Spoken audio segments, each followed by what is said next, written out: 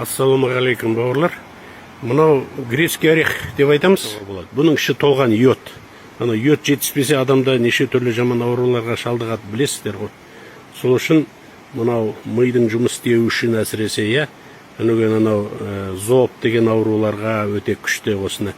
Осыны деген 1 килограммдайын алып, егер зубочистка тесіп өтетін болса, жұмсақ кезінде мясорубкадан өткізіп, жақсылап жуып жайып. Соны кейін 1 литр осыдан 1 килограмм болса, 1 килограмм бал.